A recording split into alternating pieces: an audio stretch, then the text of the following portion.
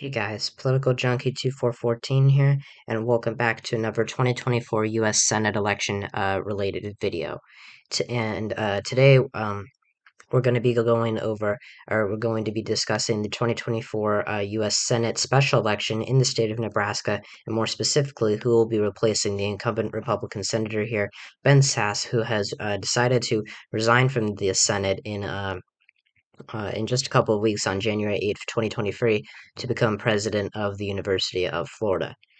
So first of all, before we get into it, I wanted to wish you all, or I hope you all had a Merry Christmas or a Happy Holiday. Obviously, 2023 is just around the corner, just a couple of days away. I'm recording this on the 29th of December, and I hope you all had a good time with your families, and had just a good holiday season overall. Obviously, it's not quite over yet. We still have the new year to come, but for the most part, we are over the holiday season. So, getting down to business, we're going to be talking about the Nebraska Senate special election, and basically, why it's important, why it's why even though why even though maybe not competitive on the surface. Sorry, but could actually be quite an interesting race to watch.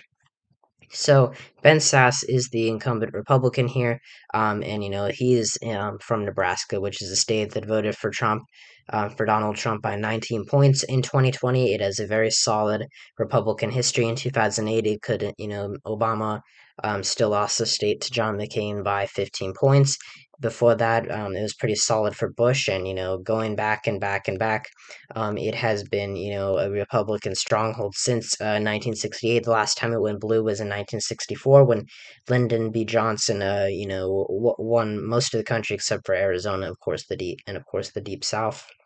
But since then, it's been a pretty reliably Republican state, although it has given Democrats recently, an extra electoral vote, by splitting up, basically copying what Maine has done and splitting up its electoral votes, the way that it awards its electoral votes, giving each congressional district one of three of the five electoral votes. And the second district, which is pretty much based around in the Omaha area, is where is the most democratic and suburban area of the state, and it typically, or it's very left trending. It does have a Republican in Congress, Don Bacon, but it is still on the surface level very democratic. It's moving pretty fast to the left, and it's a pretty interesting district to talk about. So basically, Ben Sasse won, in this solidly Republican state in 2014. He won his first term by 33 points. He pretty much, he was succeeding, I believe, forget the guy's name, Mike Johans, who was the first term Republican incumbent who was not running for re-election. It wasn't really a competitive race. And in 2020, he was able to win re-election by an even larger amount. I think there was an interesting thing that happened here was that the Democratic nominee, Chris Janik, I think, was accused of sexually harassing multiple or was I guess was a victim, or not a victim, but he was accused of sexual misconduct allegations. Or it was alleged that he did some inappropriate stuff like that, and so Democrats actually ended up putting up a write-in candidate, which took about 6% of the vote away from Jen Siek. I cannot pronounce that name. And so Sass ended up winning by almost 40 points across the state. He swept every county, including the two bluest counties, Douglas and Lancaster, which are both in the Omaha region. Not exactly. I think Lancaster. Yeah, Lancaster is home to Lincoln, the capital of Nebraska.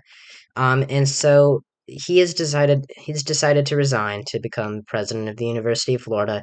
He was a pretty well, he wasn't super moderate, but if there was one issue, or I guess person he was where he kind of deviated from his party on, it was President Donald or former President Donald Trump.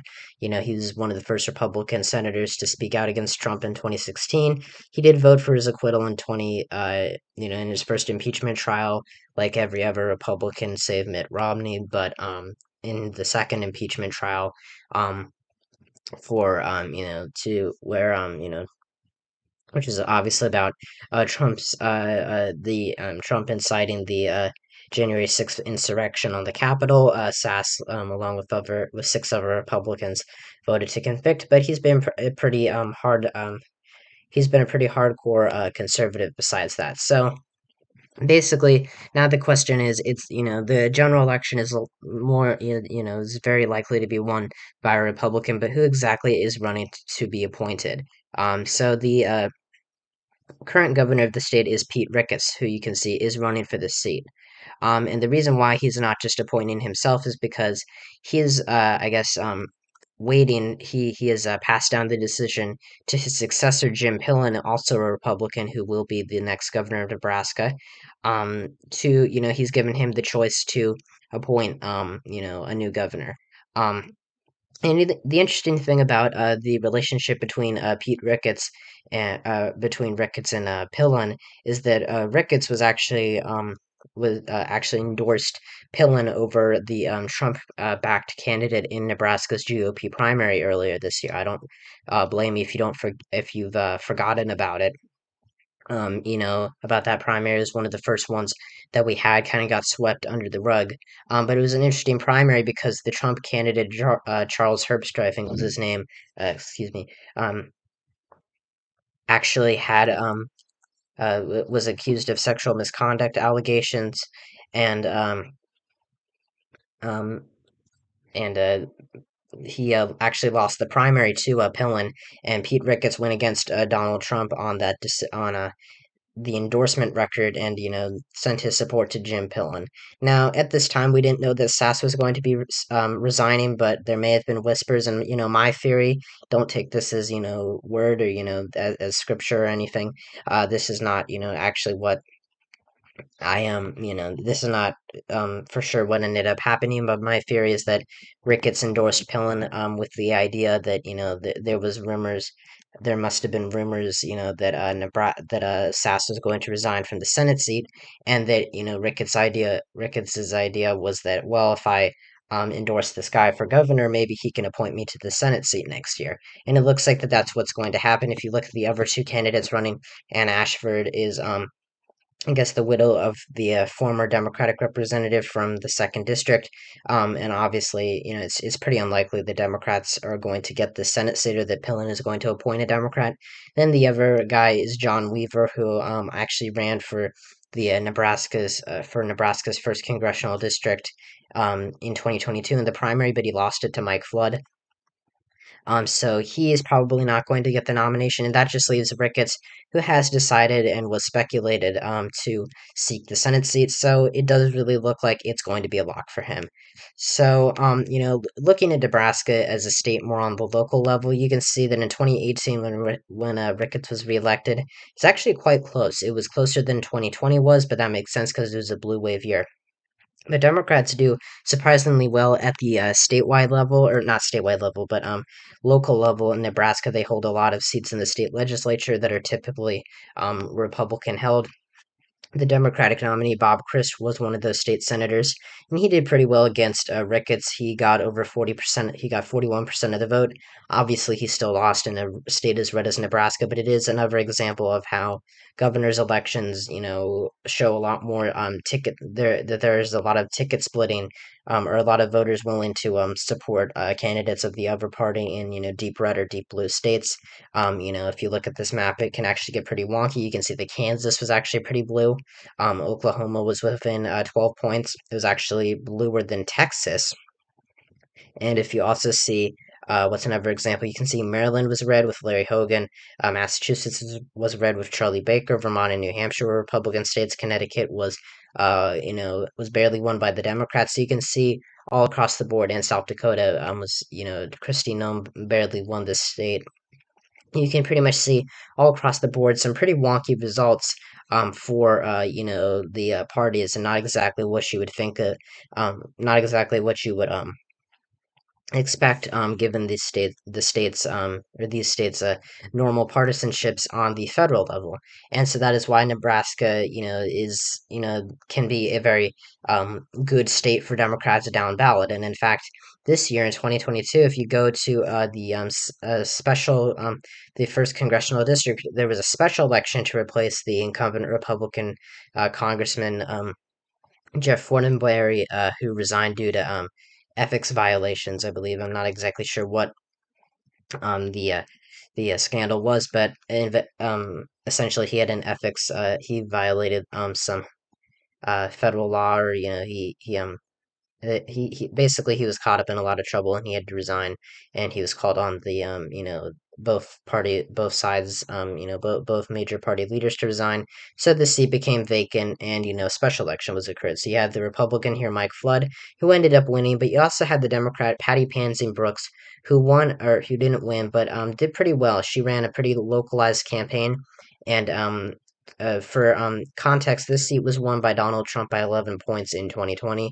And as you can see, she only lost to Flood by about 5 points. She did very well in Lancaster County down here. You can see it's the only blue county. Biden won this county by about, I think it was 8 points.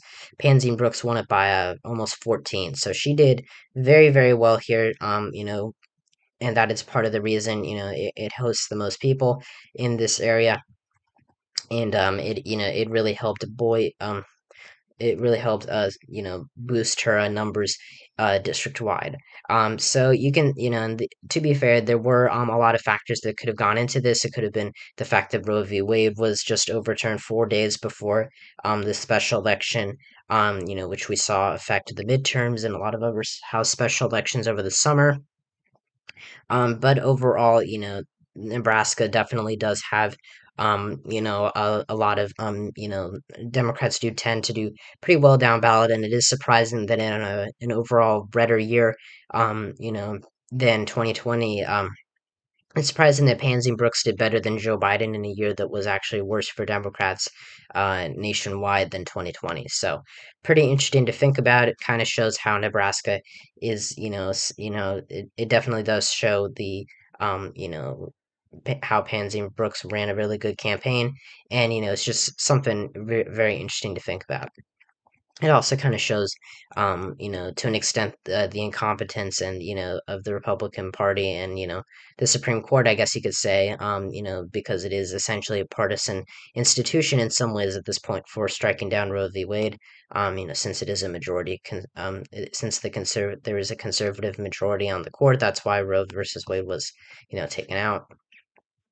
So that definitely did not help Republicans here. So overall, I guess basically the main idea of the video is that Pete Ricketts will probably, has like a 99, isn't I'm like 99% sure that Pete Ricketts is going to get this appointment. I don't see really a reason why he wouldn't, but again, crazier things have happened. So Ricketts will probably get the will be appointed to the seat and will become the next senator from Nebraska, and he will likely win the general election. I have this seat as safe Republican. I have heard some people say that if Charles Herbster, the guy I mentioned earlier, who was endorsed by Trump for Nebraska governor, gets appointed, which I think is pretty unlikely. Then this race could have been competitive, but at the end of the day, federal races are a lot more polarized than local races. You can kind of see that with the governor results, and also to an extent with the congressional results, although those are more nationalized. So, anyways, thank you guys so much for watching this video. May have been a little underwhelming, but I hope you enjoyed it. Happy holidays, and I'm looking forward to 2023. I'll be making my next Senate prediction soon. I know it's 10. It's been less than 2 weeks, but we are coming up on the new year, and it's going to be a new month, obviously, and I am going to be making my predictions, my 2024 Senate predictions monthly. So, yeah, make sure to like the video, subscribe to the channel if you haven't already, Turn on notifications so you don't miss another video like this. Comment down below what you think and who you think is going to replace um, Ben Sasse for Senate in the Senate.